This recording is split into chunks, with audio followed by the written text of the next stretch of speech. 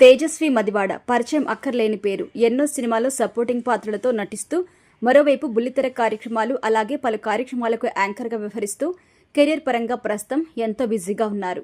మహేష్ బాబు, వెంకటేష్ హీరోగా నటించిన సీతమ్మ వాకిట్లో సిరిమల్ల చెట్టు అనే సినిమా ద్వారా వెండితెరకు పరిచయమైన తేజస్వి మొదటి సినిమాతోనే తన నటనా ప్రేక్షకులతో ఆకట్టుకున్నారు.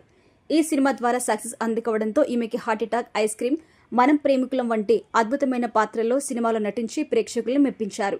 ఇలా కెరీర్ పరంగా ఇండస్ట్రీలో ఎంతో బిజీగా గడుపుతున్న తేజస్వి తనకు ఉన్నటువంటి పాపులారిటీతో ఏకంగా బిగ్ బాస్ అవకాశం అందుకున్నారు. ఇలా బిగ్ బాస్ ప్రోగ్రాం ద్వారా మరింత ఫ్యాన్ ఫాలోయింగ్ సొంతం చేసుకున్న ఈమె ఇటీవల కాలంలో సినిమాల కంటే కూడా బుల్లితెర కార్యక్రమాల ద్వారా ఇతర షోస్ పైన ఆసక్తి చూపుతున్నారు.